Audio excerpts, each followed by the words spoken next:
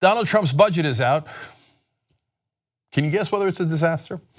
Well, it's a disaster if you're progressive based on its priorities, but it's also a disaster if you're a conservative based on what you claimed you cared about for all these years. So let me tell you all about that. New York Times reporting, President Trump on Monday sent Congress a $4.4 trillion budget with steep cuts in domestic programs and entitlements, including Medicare. That's really important, we'll get back to that.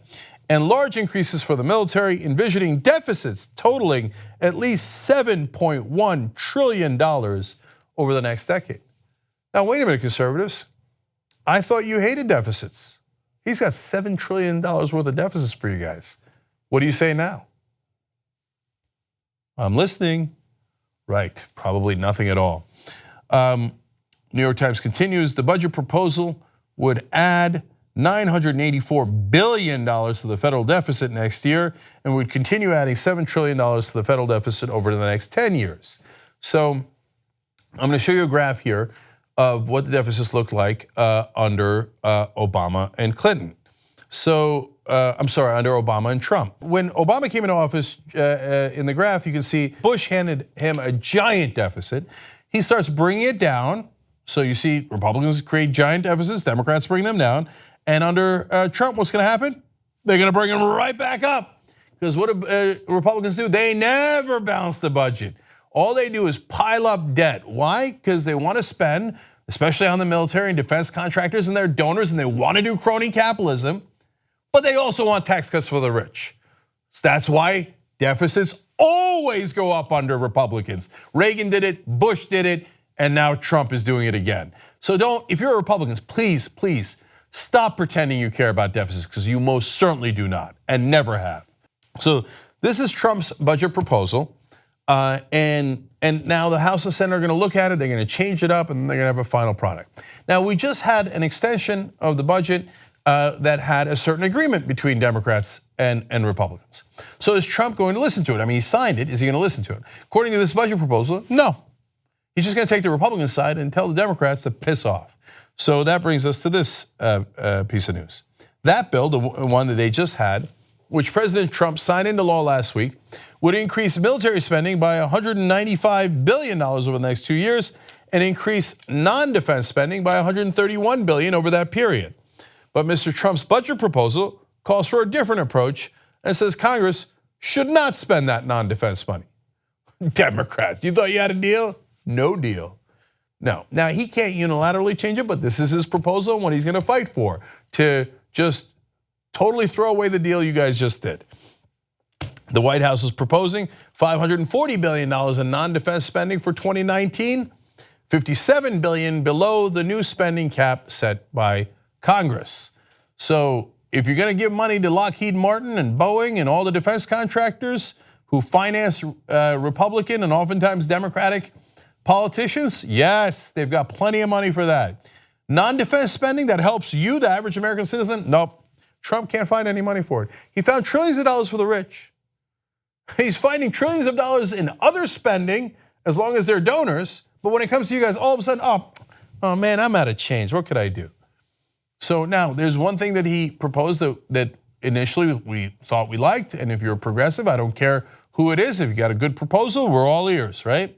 Infrastructure spending. So what happens for that in this budget?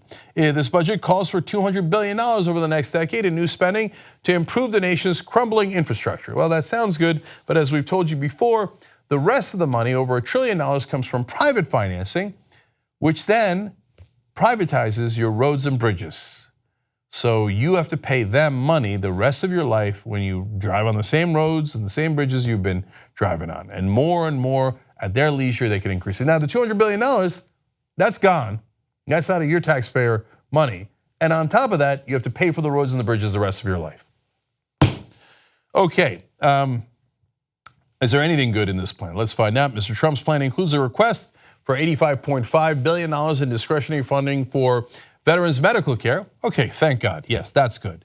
And $13 billion in new spending to tackle opioid abuse through prevention, treatment, and recovery support services, as well as mental health programs. Great. So those are two positive things in the program, and I'll take it. Now, Trump is slashing other parts of the budget that affects the opioid epidemic, but he's putting money in there, great. I don't care who it is, you got good policies, we'll back them. Now the rest is a disaster. So when it comes to the EPA, both for climate change and pollution of your local rivers, your waters, and your air, here we go.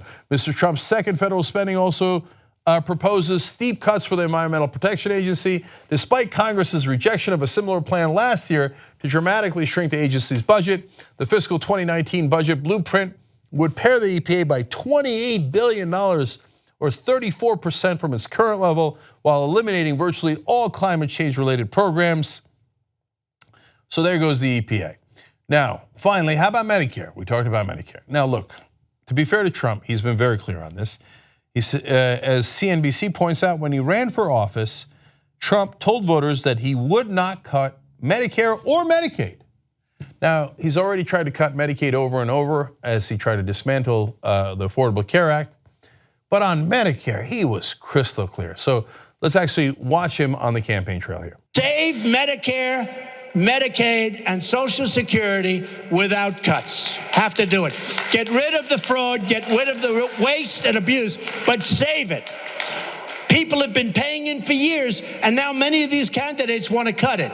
You save it. So you've been paying into Social Security and Medicare, by the way. Let's put them in this, because Medicare does work. With both, you have tremendous waste, fraud, and abuse. We're going to take care of that, okay? But we're not going to cut your Social Security, and we're not cutting your Medicare. We're not cutting your Medicare. So, CNBC reporting, the Trump budget calls for $237 billion in cuts to Medicare, the huge federally run program that provides health coverage to primarily older Americans. Once again, he lied. Now, I told you during the campaign, he actually had rhetoric that was in a lot of ways progressive and populist. He also had terribly right-wing rhetoric. But from time to time, he would say, hey, the bankers are screwing you. The politicians are corrupt. They keep taking money. I gave them money and I corrupted them. That was all true. He said that, hey, you paid into Medicare and Social Security. Same thing I've been saying on the show for decades. You paid into it. You know why it's called an entitlement? Because you're entitled to it. It's your money. And he said he wouldn't cut it. And he said he'd drain the swamp. See, that's where the lies came in. He didn't drain the swamp. He now revels in the corruption. The banks, they're half his cabinet. He's got 5 Goldman Sachs guys in the top echelon of his cabinet and his administration. Everything he said he'd do, he's doing the opposite. And now, another blow to anyone who ever believed in him. He lied to you. He's going to cut Medicare. Why? He already gave a giant tax cut for the rich.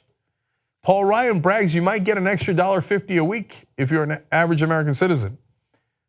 That in the top 1% on average, they're getting over $50,000 in tax breaks. On average, each one of them. Are you getting $50,000? No, they're getting it. And it gets worse. In 2027, your tax cuts are taken away. But the tax cuts for corporations and the rich remain. At that point, 83% of the tax cuts goes to the top 1%. Snake oil salesman. He lied to you through and through. He gave the tax cuts to the rich. Now he's going to have to get the money somewhere. Partly he's running up a giant deficit. And the other part is now he's coming for your Medicare. Unfortunately, we warned you. We were afraid this is exactly what he was going to do, and here he is doing it. If you become a member of the Young Turks, you'll be saying, you know, I'm like a smart person. So do it right now, tytnetwork.com/join. Get the whole Young Turks show every day.